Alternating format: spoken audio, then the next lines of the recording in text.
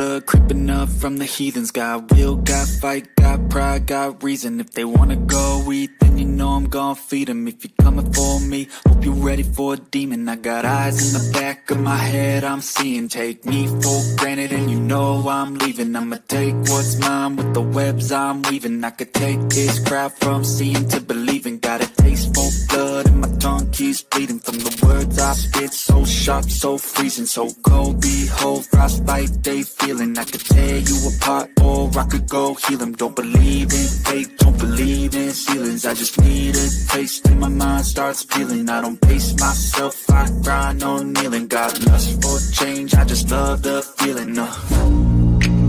I ain't gonna give up. Got too little time, I'ma live up.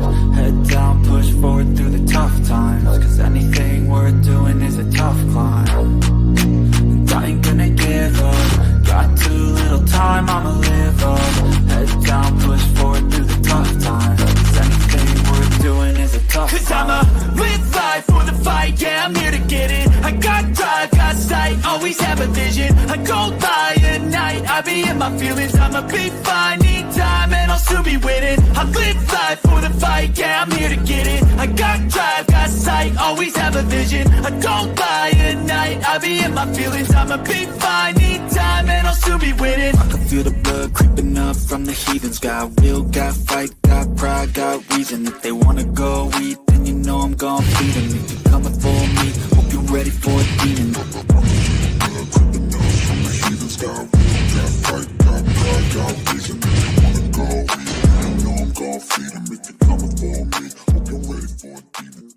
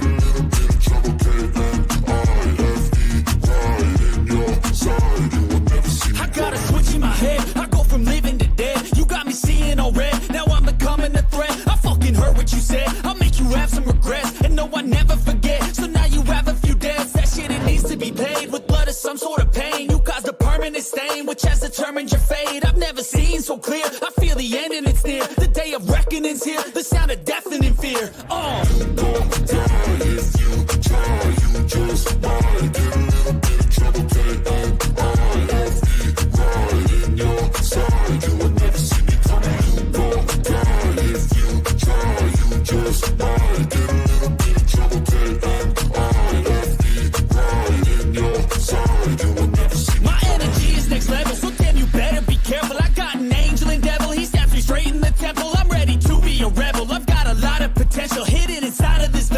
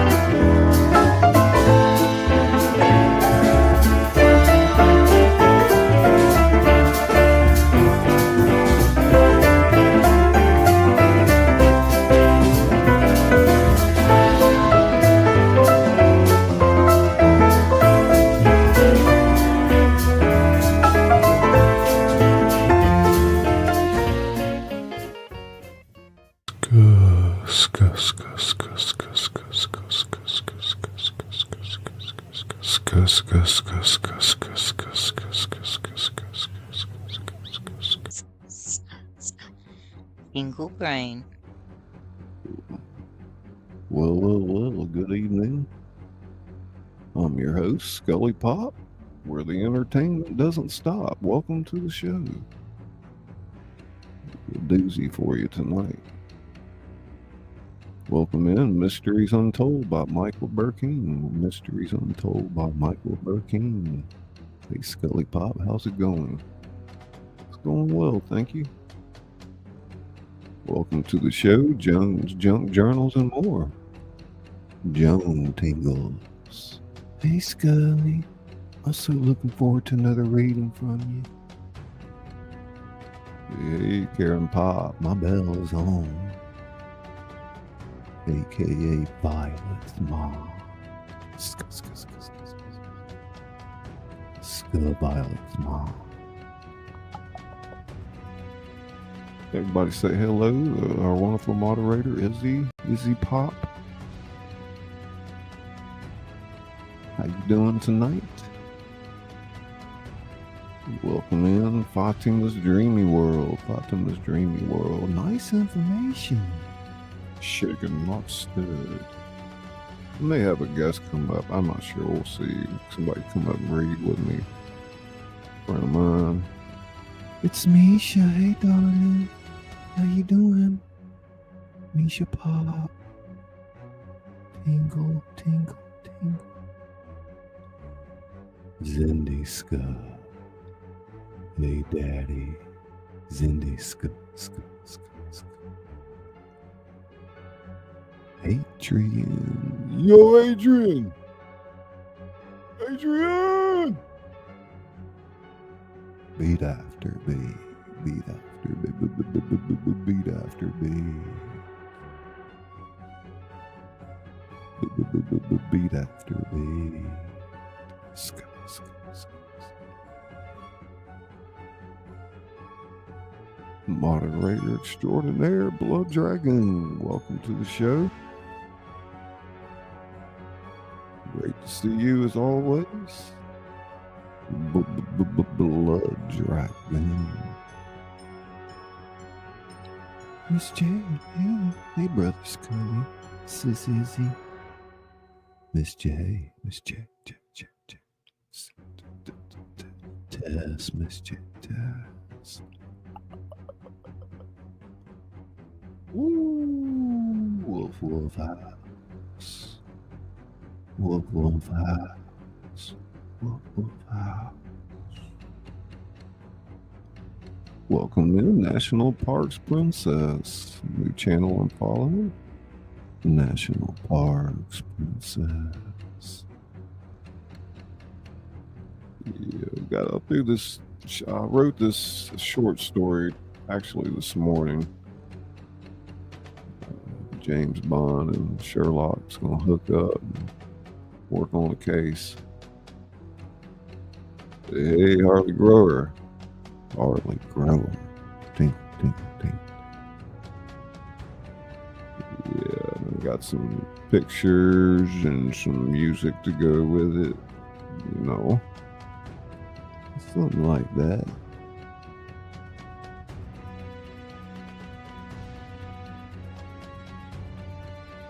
Probably tomorrow I'm going to read the new ASMR hypnosis script.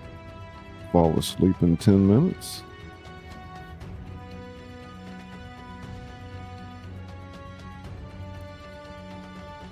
A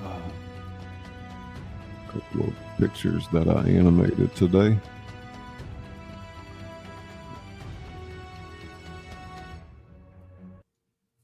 What else is going on?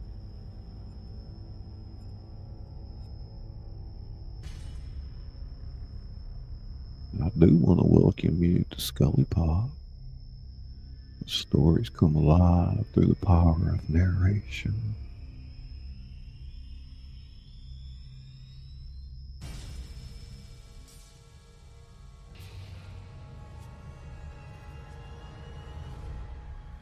The author that reads to you.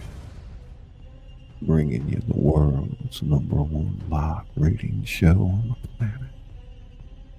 Tonight, we're going to dive right on into an extraordinary literary crossover. James Bond meets Sherlock Holmes and the analytical operative.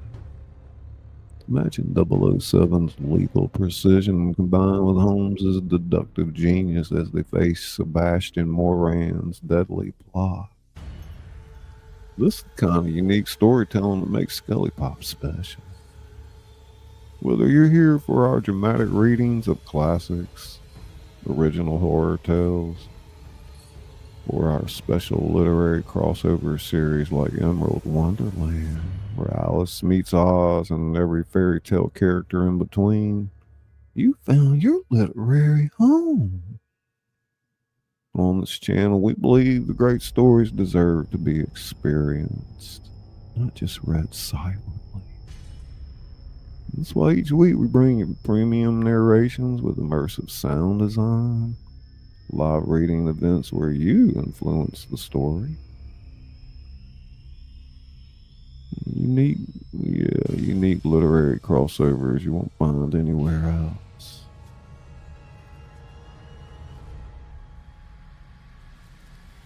Don't forget to hit the subscribe button and tap the bell to join our growing community of story enthusiasts. And for those who want even more immersive storytelling, check out our membership options by clicking the join button below. Drop a comment about which literary characters you'd like to see meet in our next crossover.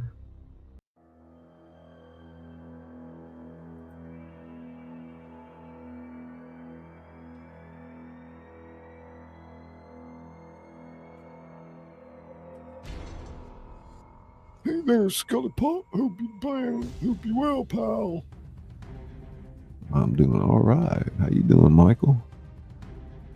National parks. Woo rider, woo rider, woo rider. Woo rider, woo rider. Woo rider. Hi, everyone.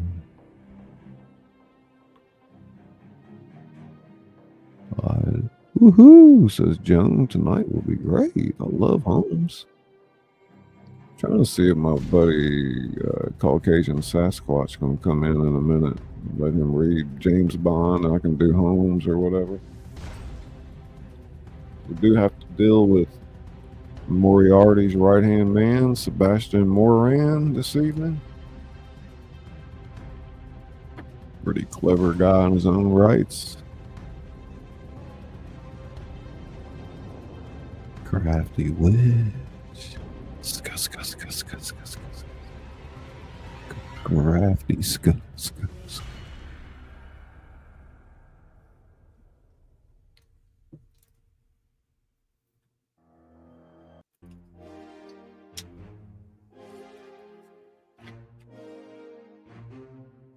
Kind of sounds James Bondy, doesn't it?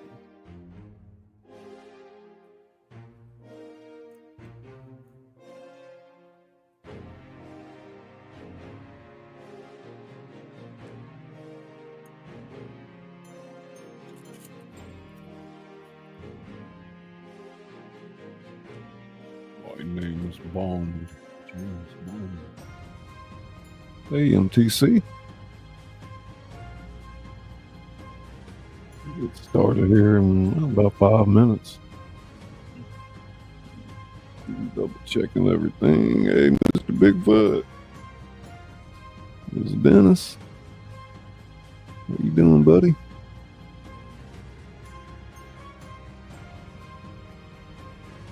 Blood saying hey to Dennis and MTC. Jones saying hey to Crafty Witch.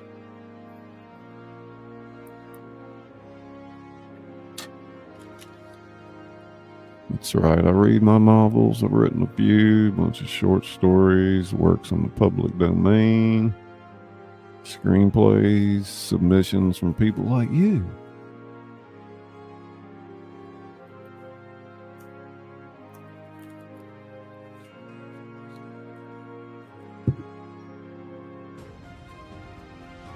I'll probably start anyway. You know, if he comes up, we'll let him join in. I sent him Sasquatch the script.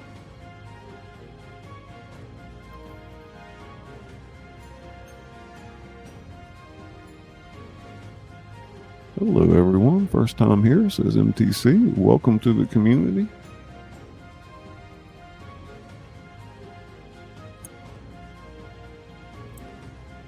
Books on tape with a twist. A little ASMR interweaved in it.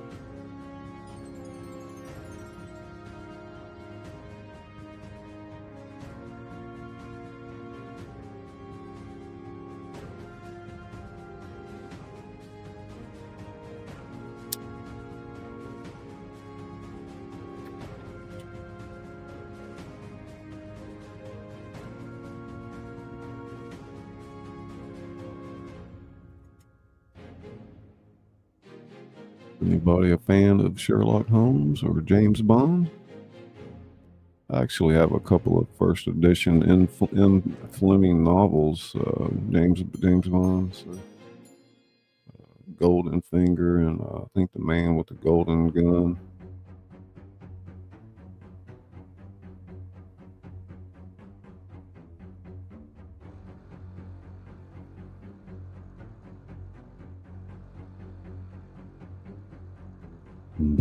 Blaster.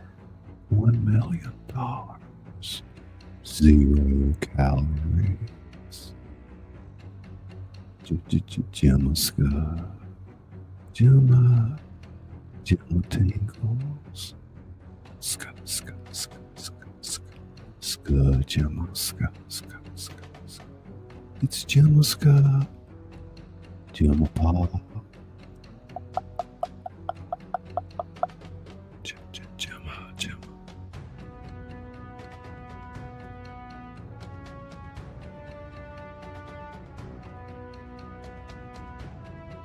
Crafty witch.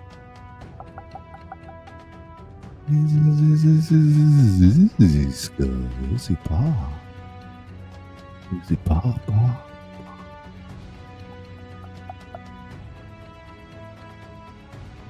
Brain tingles begin. Kitty.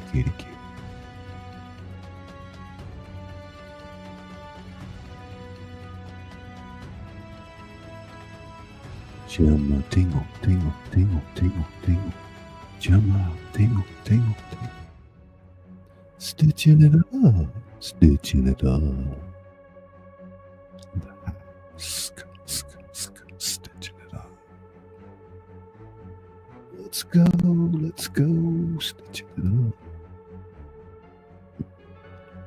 I hope everyone here is doing well, says MTC.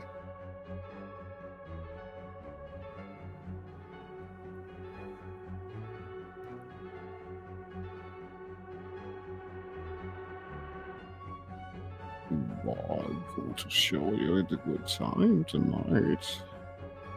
I must do the voice for the villain. I must do the voice for the villain. Oh,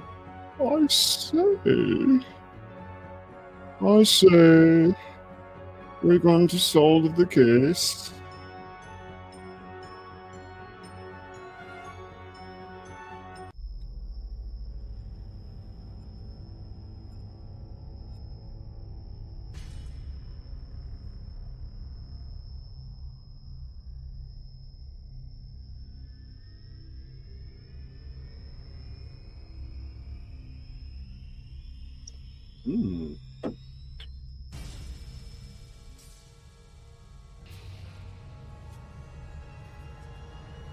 It's the analytical operative.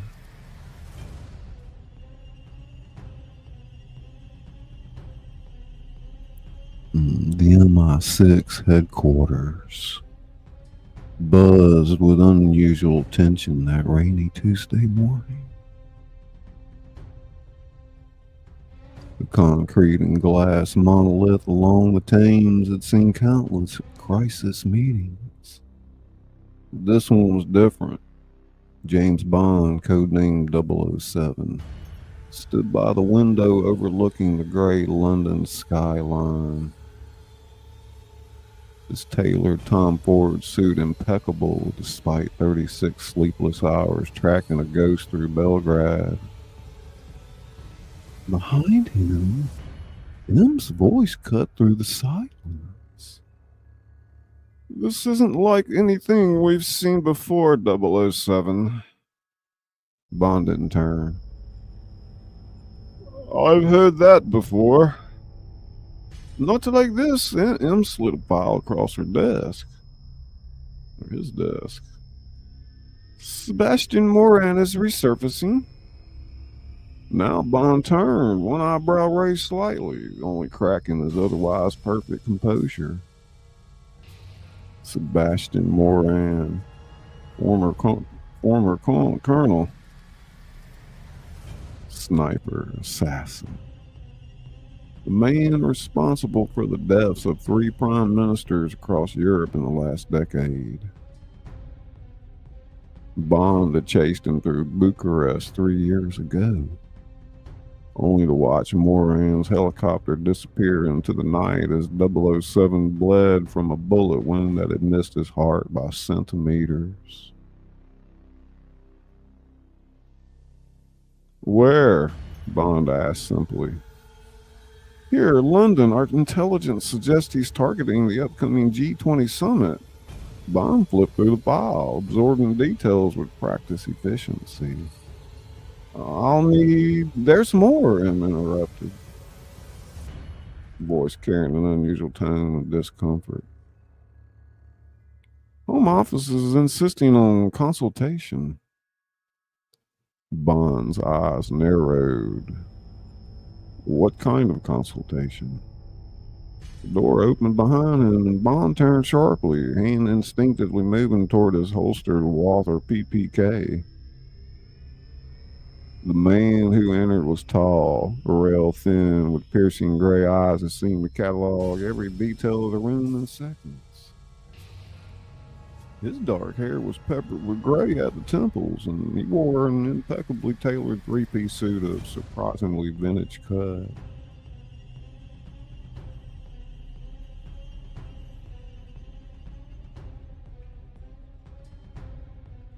He carried no weapon, at least none that Bond could detect. Held a curved pipe in one hand and an antiquated magnifying glass in the other.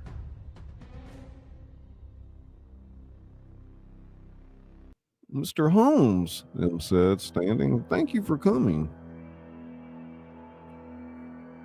Sir, the man replied with a slight bow of his head, though I must confess the manner of my transportation here was unnecessarily theatrical.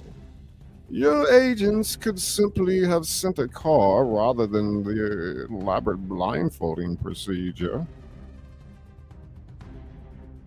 Bond studied the newcomer with thinly veiled skepticism. Sherlock Holmes, the consulting detective whose reputation had grown to mythic proportions in certain circles of British intelligence. Old school, no tech, no weapons beyond his mind.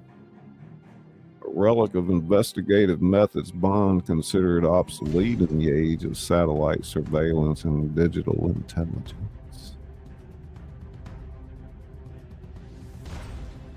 Holmes, for his part, was subjecting Bond to the same analytical scrutiny. Afghanistan or Iraq? Holmes asked suddenly. Bond's face remained impassive. Both, he replied flatly, and 16 other countries you don't have clearance to know about. Holmes smiled slightly. Naval commander, orphaned young, Scottish father, Swiss mother. Right-handed but capable with left. 3 broken ribs that are never properly healed. Preference for vodka martinis, though you'll drink scotch when necessary. You've killed 17 men, no 18, with your bare hands. M intervened before Bond could respond. Gentlemen, fascinating as this mutual assessment is, we have more pressing matters. Sebastian Moran has been associated with a criminal network that Mr. Holmes has been tracking for some time. Professor James Moriarty's network, Holmes supplied. Though the professor himself has been presumed dead for some time, his organization continues. Colonel Moran was his principal lieutenant. Bond took C, unconvinced.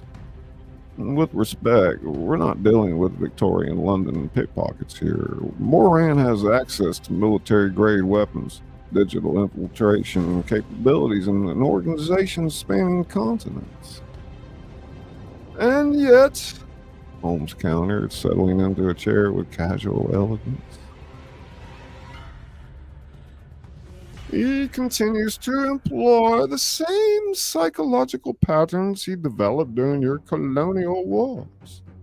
His methods have evolved. The man has not. Their eyes locked across the table. The analytical detective versus the lethal operative. Both brilliant, both stubborn, both accustomed to working alone. You both have your orders, M said firmly. Work together, find Moran, stop whatever he's planning. The summit begins in 72 hours. Part 1. Hey, Caucasian, man. I was going to get you to come up and read Bond. You got the script. Coming up, let's put the invitation. Invite guests. I'll put the link out there if you want to come up.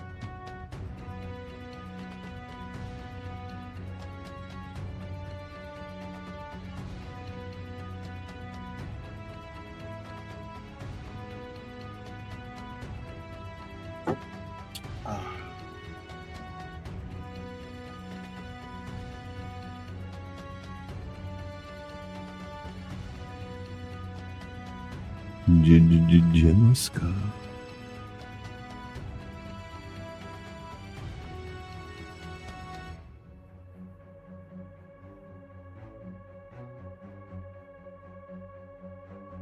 Oh, it's not a long piece, so.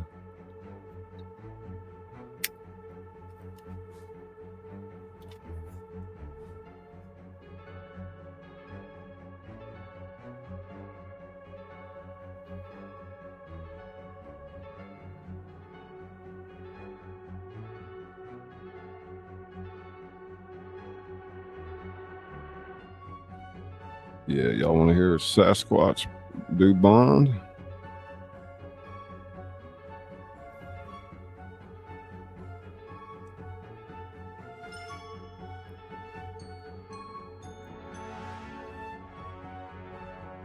Yay, Squash, says Joe.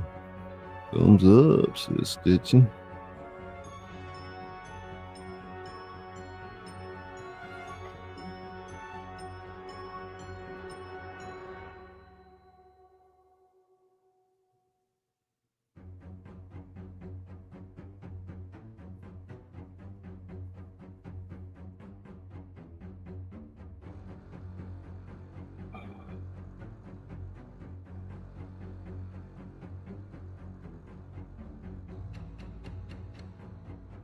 Yeah, we're down there at the end of part 1 where there's a big line across the script that I wrote. Picking up where it says 3 hours later they stood in Moran's abandoned flat in Bermondsey.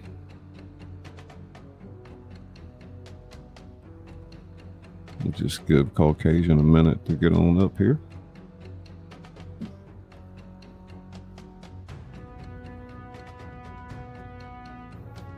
Want to play the members did from last year? Yeah, you can play that until he gets up. Put that link for that playlist out there too. For the member, I'll put a playlist on the home page.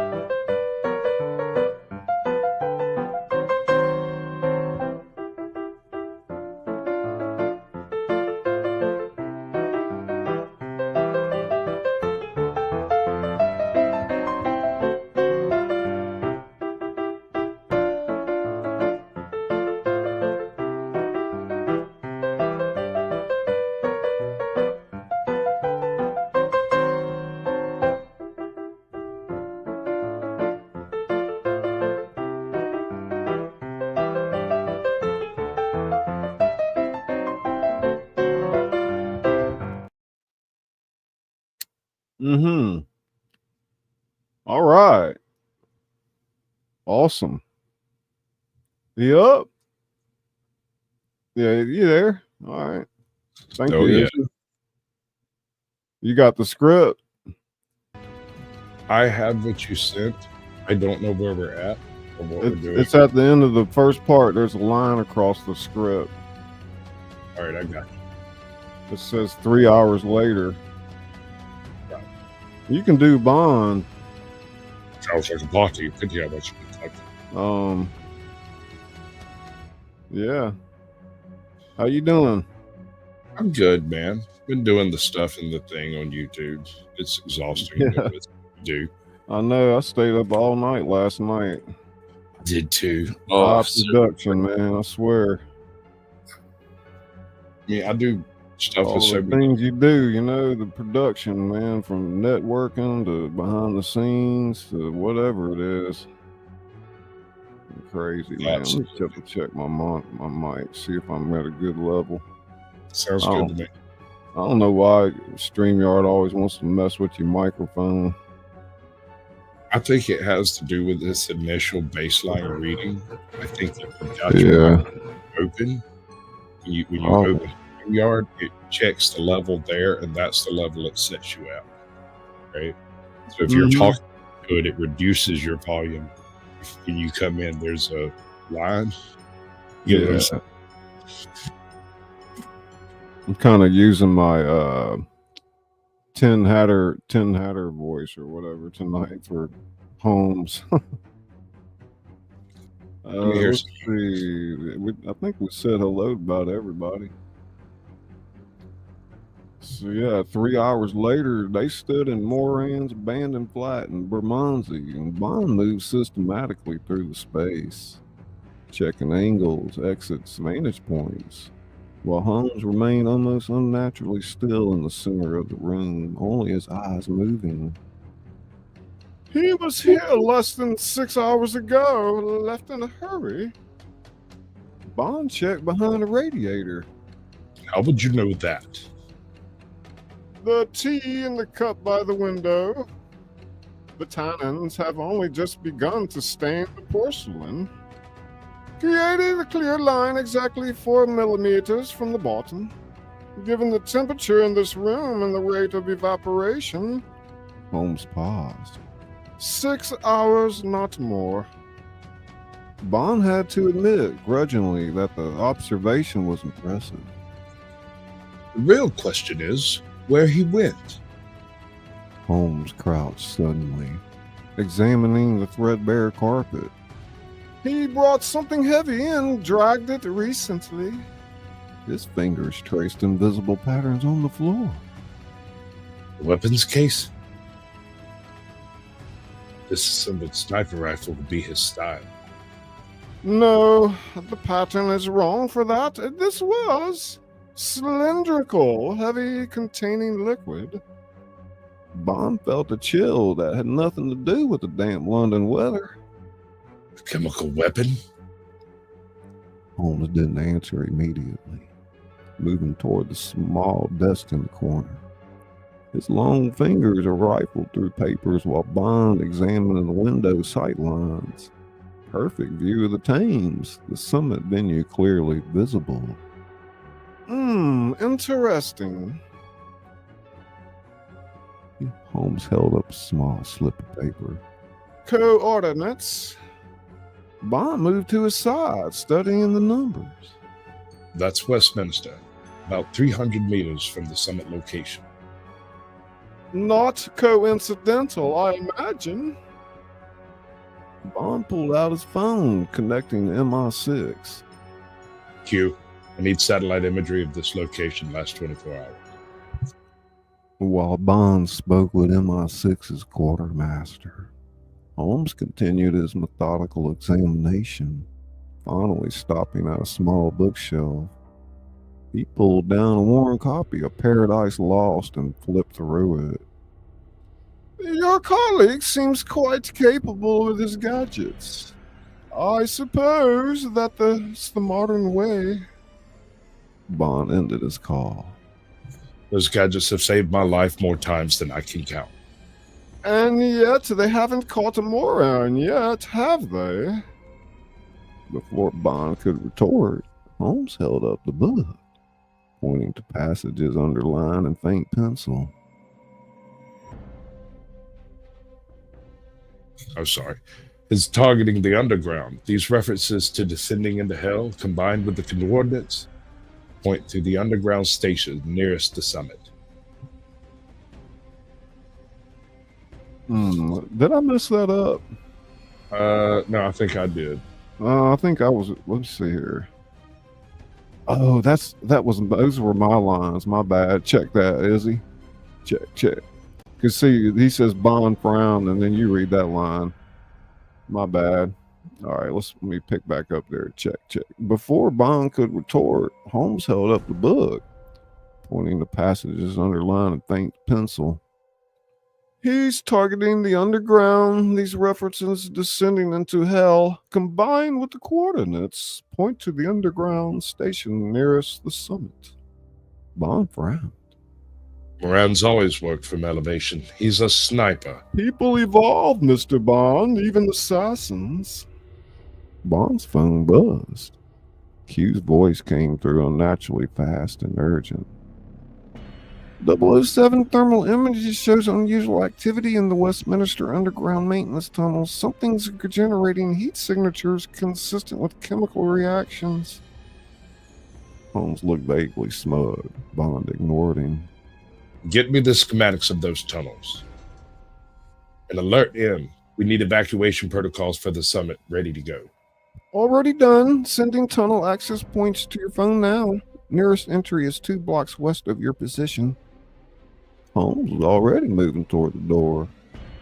I assume your employers will provide appropriate authorization for us to access restricted areas. Bond checked his weapon. I typically find it's easier to ask forgiveness than permission in these situations. For the first time, a ghost of genuine smile crossed Holmes's face. Perhaps we're not so different after all, Mr. Bond. Part 2. Man, that sounds pretty good, huh? Hell yeah. Yeah. Kind of fun too, ain't it? I dig it. I actually wrote this, man. It didn't take me that long to do it, but I love James Bond and Sherlock Holmes. I said, hey, why not bring them two together, you know? Maybe they'll work together again. You should plug the idea into ChatGPT and see what Tarantino would say about it. Right. Hey, Dusty. Susie B. Who else did I miss? Violet's mom, Gemma's Journey Grace, stitching it up. Yeah. I got another thing I wrote too, a script for like how to fall asleep in 10 minutes or whatever. It's a weird thing I put together, so I'm not sure how it's gonna fly. I've been thinking about putting together a parody song of Hey There Delilah for my Pimp Squatch series about Ho There Shaniqua. Okay. Yeah, I haven't ventured into the music part of AI yet, but I know it can come up with some good stuff. It's probably not that hard. I mean, you can even get like animations to sing now, you know? Whatever you want, really. I was planning on auto-tuning it. I think it would be funny if it was like sung like what's the name of that one from Boondock Saints? Pimp Named Slipback. Oh my God, you know that movie? Holy crap. I was talking about the series. That'd be a good script to read. Damn. Yeah, that's a real good idea. I'm totally Saints, man. I'm gonna be down with that. I don't have an Irish accent in my pocket, however. I'll have to work on one. Yeah.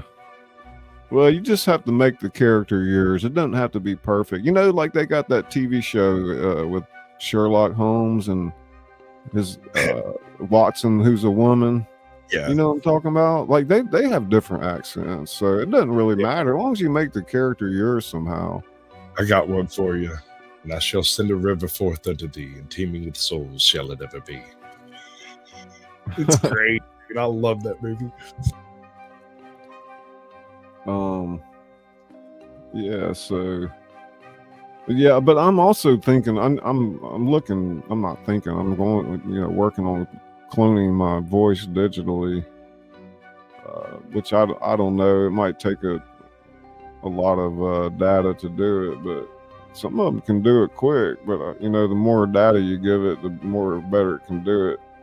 I mean, you should have tens of thousands of hours of yourself recorded, stretched out over different platforms. Yeah, at least. Right. So choose, I don't know, 20 hours and just run. I mean, honestly, like what you just said gave me an idea, right? So like the language models are getting so powerful right now. You can almost just take a screenshot of a YouTube video and upload it, and it can go in and handle and tell you whatever you want to know about it.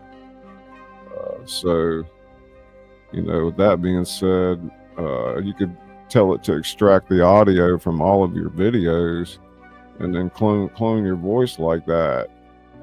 And you probably wouldn't be able to tell the difference. Like, why would I do that? Well, I mean, we get busy and we still want to put content out. It's like having agents do it for you, I can tell. Well, right now you can. No, what I'm saying is I could tell because it won't make the errors that you make when you're speaking. It'll get close, but it won't be quite right. And that stuff is so knee-jerk. But it'll evolve into that too, where it'll throw in errors and like more human. Like, I don't know, man.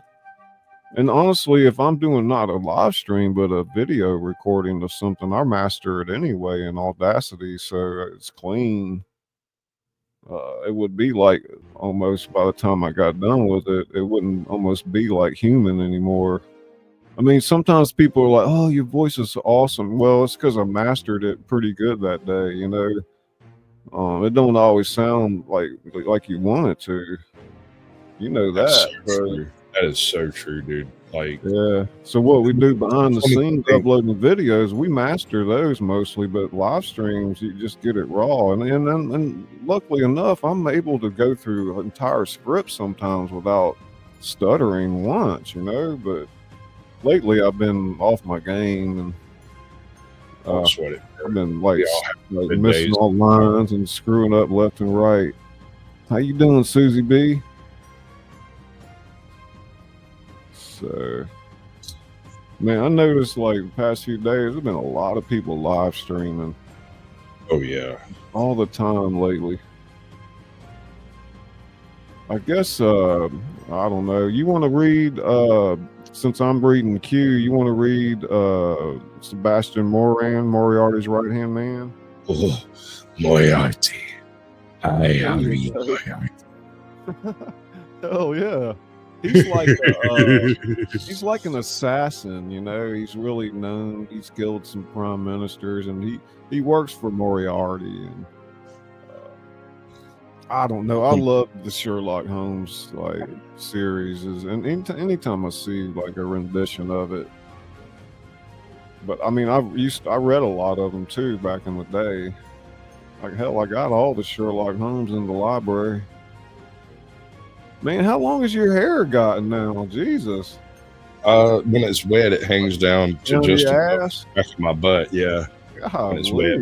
Here's the thing: when it's dry, it's just past my shoulders. Because without this on the headphones, if I get out of the shower and just walk around and let it dry naturally, it'll just kind of fluff around like snow. Oh Lord, you probably got to get the right conditioner and stuff. Or however you do it. Dude, I'm just happy it's clean, bro. It takes 20 minutes to get this stuff freaking wet, Like, yeah, it's a little bit of work. I know. I've had long hair, and I've been a hairstylist for 25 years now, man. Ain't much I don't know about hair. I know. I'm putting together my little travel rig. I ran into some snags last year. We had a couple of big hurricanes and a couple of other problems that popped up in real life. Yeah. I got the truck I wanted, all of that worked out, but the trailer I wanted to get got sold before I got to it, and so I'm kind of regrouping and thinking of going. You mean a trailer that you sleep in, or trailer you carry stuff with? Right, just a trailer to sleep in, a little camper type thing. I'd like to get one of those, stick it in my backyard, and just be my YouTube studio, because sometimes that's what I was talking about. Cooped up in here, man. In the process, we're not YouTubers that hit the road and go outside and do things. We're stuck in the studio. Hey, Kim? There's one problem with it, though. There's a serious problem with it, and it took me walking into one and sitting down to realize it. Wherever you've set your studio up, you have tuned everything to tune out the surrounding noises, and trying to do that in one of those travel trailers is going to be a serious because especially if you're traveling with it, you're going to have like a generator, you'll have batteries to deal with, you'll have the whole nine of having the travel trailer and then a studio on top of it. That's okay. Hey, welcome in Simple Happy Life. This is my good friend and creator, Caucasian Sasquatch. He's reading with me tonight. And there's Tiffany's Epiphany. How you doing? Kim, lighten it up with those emojis. Yes, sir. Yeah, man. I've been busy as hell lately. I'm just trying to catch up to myself. Start feeling good, and then everything that piled up on you got to take care of it, you know? Yeah. The problem I run into is I'll get into doing YouTube stuff and didn't realize a week later that I've basically been sitting in my studio 9 hours a day, 12 hours a day. Just really? doing yeah, stuff. I know. And I'm like, wait, exactly can't do that. Can't do that. You know, I look over, it's 3 a.m. and I'm like, man, this was supposed to be a 1 hour thing. And here I am 9 hours later. I should get paid for this, you know? Right. But then things like this pop up and I'm like, oh, I want in on that. I want some of that. That's how you do it. Right? Well, with that being said, let's go ahead and read the next part. I'm doing Moran. And you'll be Sebastian Moran and James Bond, and I'm doing Sherlock Holmes and Q and whatever else comes up.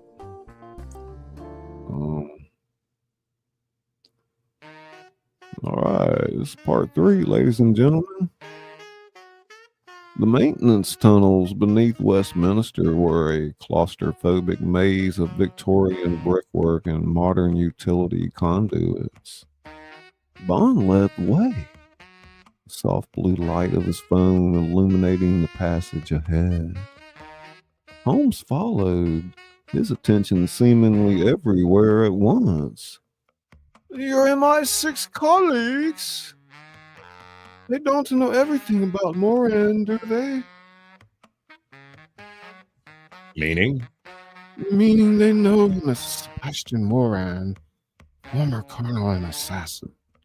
They don't know he was also Professor Moriarty's right-hand man, second most dangerous man in London. And you know this how exactly? Holmes's expression turned distance. I've encountered his work before, particularly brilliant mind corrupted by absolute moral bankruptcy. He nearly killed me once at the Reichenbach Falls. Bond gave him a sideways glance. Well, that would have been quite some time ago. Indeed. Holmes offered no further explanation. They continued in silence until reaching a junction where 3 tunnels converged. Bond checked the schematics on his phone. The summit is directly above us now. Holmes held up a hand for silence. His head tilted slightly. Then Bond heard it too, a faint mechanical clicking. They followed the sound down the left passage, which widened into a maintenance room filled with pumping equipment. In the center stood a sleek metal cylinder connected to the ventilation system by a series of tubes. A digital timer on its side showed less than 30 minutes remaining. chemical dispersal device. Set to release during the summit's opening statements. Holmes was already examining the device, careful not to touch it.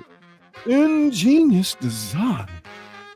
The chemicals are separated now, but will combine when the time triggers creatine. The X gas, colorless, odorless, lethal within minutes. It was Sebastian Moran stepping into the dim light.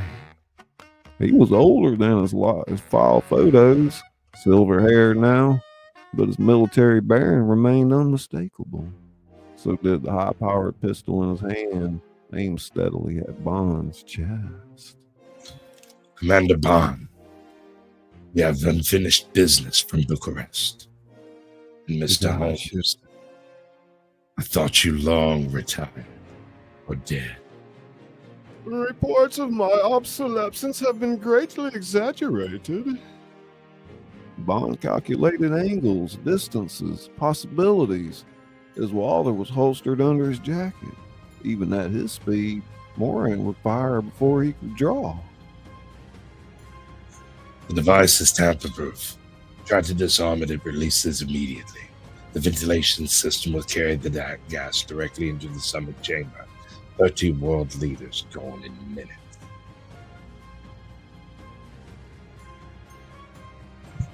Sorry, I had to scroll. Why? You've always worked for hire. Who's benefit from this much chaos?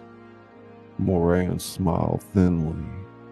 The same people who always benefit from chaos, Commander. Those positioned to rebuild the world afterward. Holmes had not moved, but his eyes were working rapidly, taking in every detail of the device, the room, Moran's stance. Colonel, the powder residue in your right cuff suggests you've recently fired a weapon in an enclosed space. Given the absence of any recent assassinations, I presume it was for calibration. Your left shoe shows traces of a particular type of clay found only in the Hampstead area. Likely from the grounds where you established your sniper's nest, your backup plan. The slight inflammation in your right eye indicates you spent considerable time using a scope, all of which tells me... Enough games. You two will watch the culmination of years of planning. Then you'll die knowing you failed. Bond met Holmes's eyes for a fraction of a second. The detective gave an almost imperceptible nod. Colonel, there's something you should know about the retirement plans. What? They rarely work out as expected.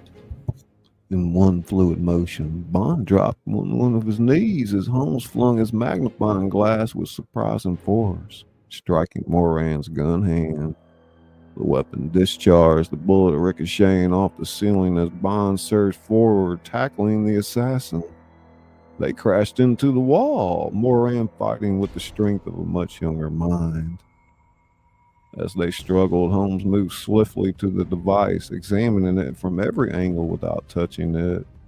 Bond slammed Moran's gun hand against the pipe until the weapon clattered to the floor, but the colonel landed a vicious elbow strike to Bond's ribs, finding the exact spot where they'd been broken years before. Bond gasped in pain as Moran slipped his grasp. The colonel lunged for his fallen weapon, but Bond recovered quickly, launching a devastating kick that sent the gun skittering across the floor into the drainage grate. Moran snarled and pulled a combat knife from his boot. Oh, I was hoping for this. Personal. The blade glinted and they circled each other, and Bond calculated Moran searching for weaknesses. The colonel moved with the precision of decades of training, feigning, then slashing in a move that would have opened Bond's throat had he not jerked backward. The knife sliced through his suit jacket instead, drawing a thin line of blood along his chest. Mr. Bond, the timer has accelerated. 12 minutes remaining. Bond didn't dare look away from Moran. Can you disarm it? Working on it. His voice was tight with concentration. Moran lunged again. This time Bond was ready, catching the knife arm and twisting sharply. But Moran had anticipated the counter, using Bond's momentum to throw off his balance. They crashed into the device, nearly toppling it. Careful, the mercury switch! Bond rolled away from another knife strike, coming up with his Waller finally drawn. Moran froze, the gun aimed at his center mass. It's over, Colonel. Moran's eyes flicked to the timer.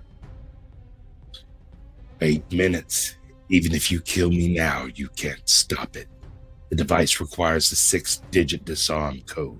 Shoot me, and you'll never get it.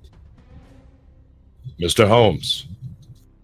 Bond held the gun steady on Moran. Holmes was examining the device's control panel. 6 digits, not random. It has to be something meaningful to the Colonel. Military ID? No, too obvious. Date of significance, perhaps? Moran smiled thinly. Tick-tock, gentlemen. Bond kept the gun trained on Moran while his mind raced. Holmes, what about Moriarty? Any significant dates there? Something flashed in Holmes's eyes. Of course, Reichenbach. The date of the professor's apparent death. Bond saw Moran's expression shift ever so slightly. Holmes had struck a nerve. May 4th, 1891, 050491. Bond watched Moran's face as Holmes entered the numbers. Nothing. Wrong. 6 minutes now. Holmes frowned, thinking furiously. Not Reichenbach itself, something else, something personal. His eyes widened. The first contract. Your first assassination for Moriarty. This time Moran couldn't hide his reaction, a slight dilation of the pupils. Lord Adair, July 30th, 1888, 073088. As Holmes entered the numbers, Moran suddenly lunged toward Bond despite the gun. Bond fired, the bullet striking Moran's shoulder, but the Colonel's momentum carried him forward. They crashed to the ground, the Walther skittering away as Moran's knife slashed toward Bond's throat. Bond caught the blade between his palms, inches from his neck, sharp edge cutting into his hands as they struggled. Moran, despite his wound, pressed the advantage, using his weight to force the knife downward millimeter by millimeter. 3 minutes! Bond could feel the knife edge against his skin now, drawing blood. Moran's eyes were wild, manic. 2 for the price of 1. The great detective in MI6's blunt instrument. With a final surge of strength, Bond twisted violently, breaking Moran's grip on the knife and headbutting him with crushing force. The Colonel fell back, blood streaming from his nose and mouth. Disarmed! The timer froze at 042. Bond struggled to his feet, retrieving his Walther and training it on Moran, who lay semi-conscious against the wall. How did you know the code? Bond asked, not taking his eyes off the assassin. Holmes studied the device, not harmless. I didn't, not with certainty, but men like Moran are creatures of sentiment disguised as pragmatism. They choose codes with significance, reminders of their greatest triumphs. He glanced at the Colonel. The Adair assassination established his reputation. The beginning of his legend. Bond pulled out his phone. Q, we need a containment team at my location. Chemical weapon neutralized. He looked at Holmes with newfound respect. And medical for 2. 1, actually. Holmes corrected, nodding at Bond's bloody hands. I'm quite all right. MI6 agents swarmed the tunnels minutes later, securing Moran and the device. As medics bandaged Bond's hands, Holmes stood a short distance away, observing. You know, for someone who doesn't use modern technology, you're surprisingly effective. And for someone who relies so heavily on gadgets and firepower, you demonstrate commendable intellect. We approach problems differently, Mr. Bond. But perhaps that's precisely why we succeeded where each of us alone might have failed. Are you suggesting you couldn't have handled this without me? I'm suggesting that while I might have decoded the device, I would likely have been stabbed by the Colonel in the process. And you might have neutralized Moran but watched as the gas deployed. He extended his hand. Different methods, complementary results. Bond hesitated only briefly before shaking the detective's hand. I still think you're an anachronism, Mr. Holmes. And I still think you're unnecessarily destructive, Bond. The detective's eyes held a glint of humor. But perhaps that's a conversation for another day. I understand him keeps an excellent scotch in her office. Macallan 25 for special occasion. I'd say preventing the assassination of 30 world leaders qualifies. As they made their way out of the tunnels, Bond glanced at his unusual colleague. Holmes, something's been bothering me.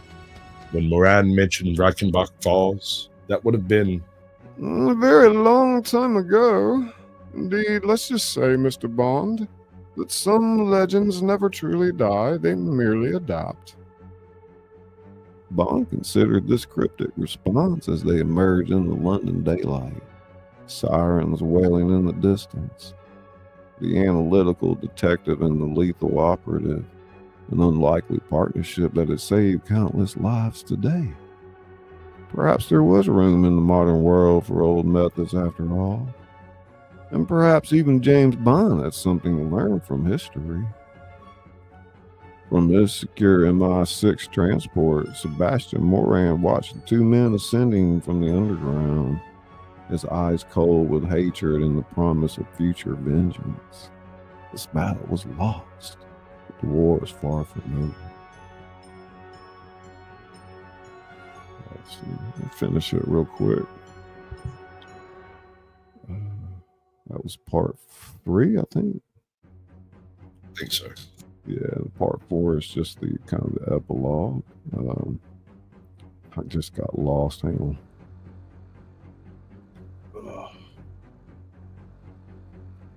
I don't know. You might not have any more.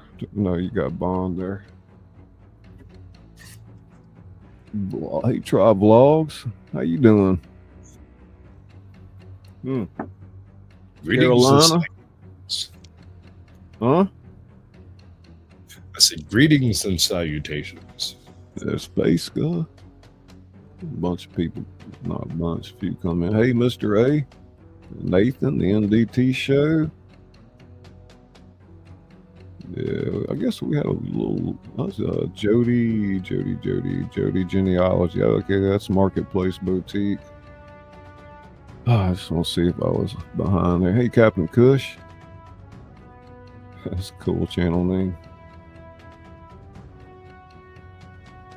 3 hours later, Em stood at her office window, looking out at the London skyline now bathed in the golden light of sunset.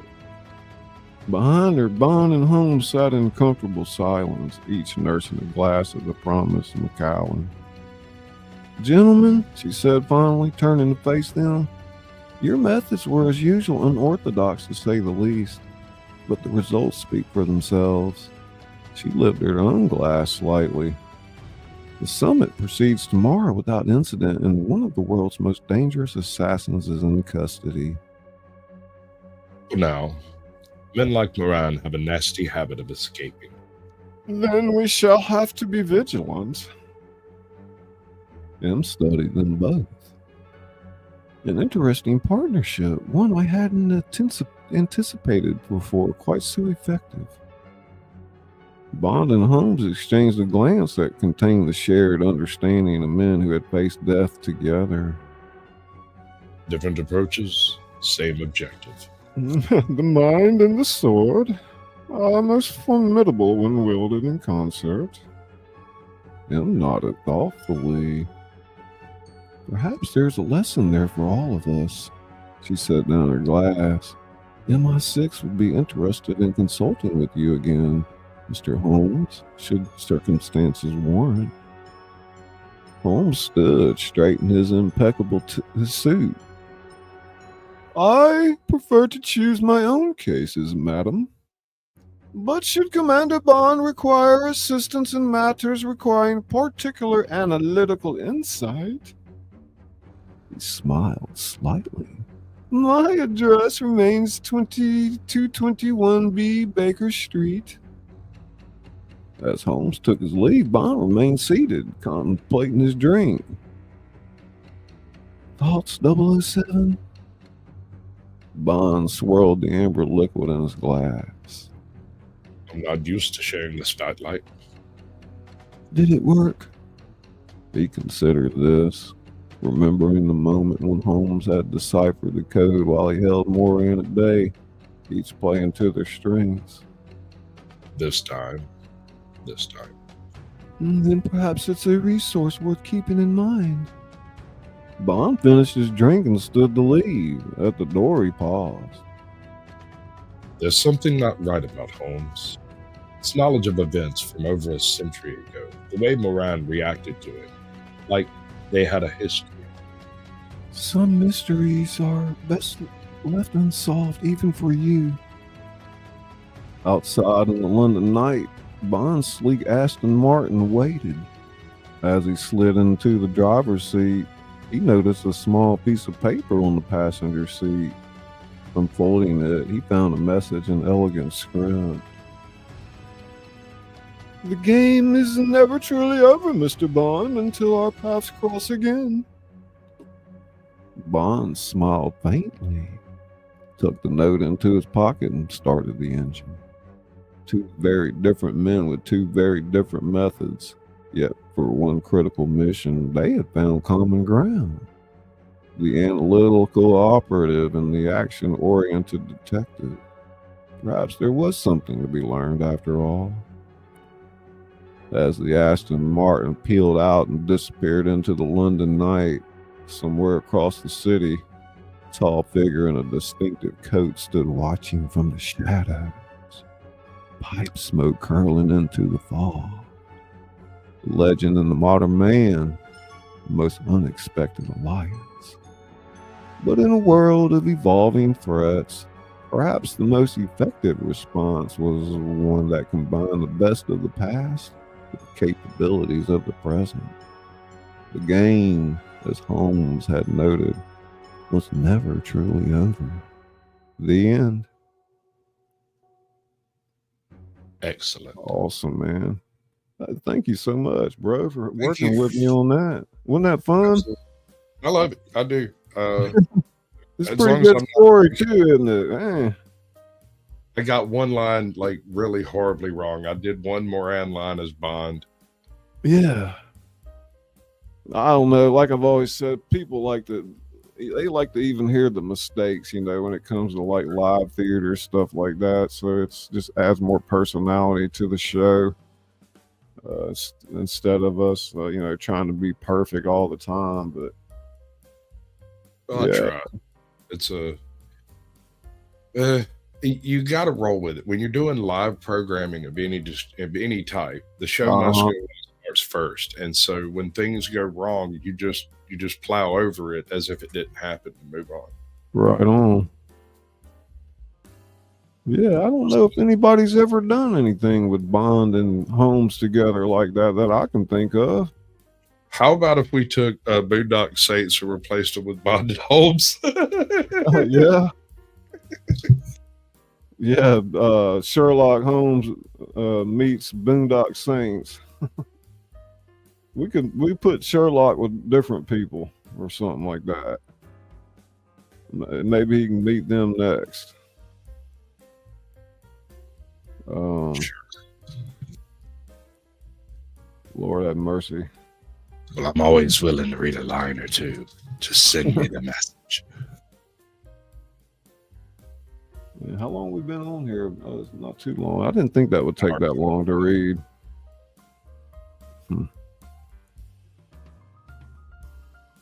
Cool. Yeah, I think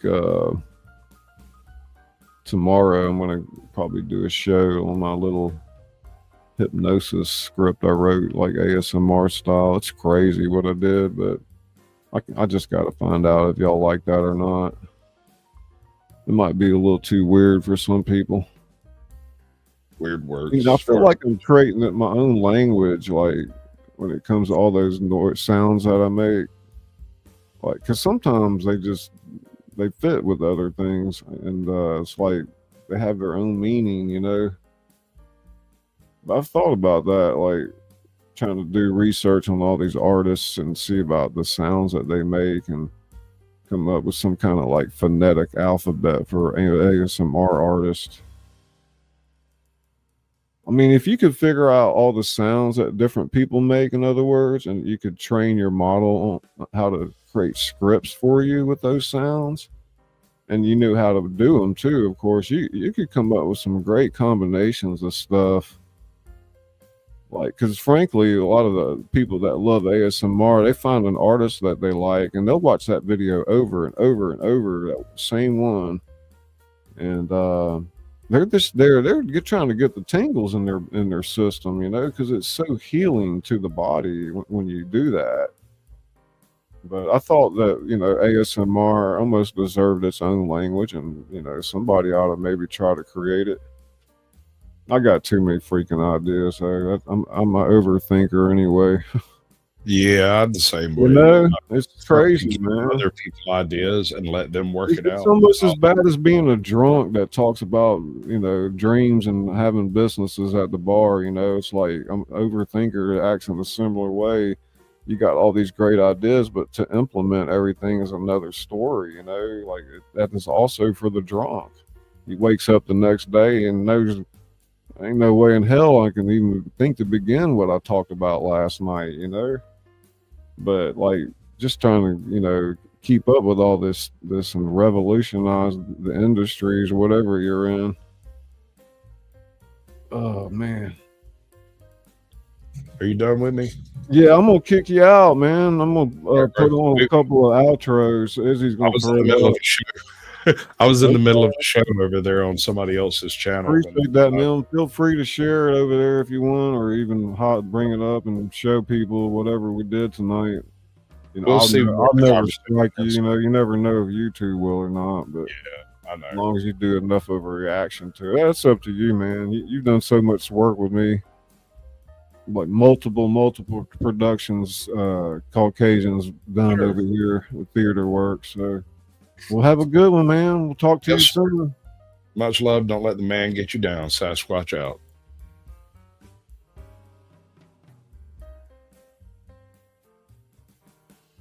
So, yeah, that was pretty cool. I made those. Yeah, thanks everybody for coming out. Oh, you done with me, lol? Hey, you right. Thank you, Izzy. Appreciate that. Blood Dragoon.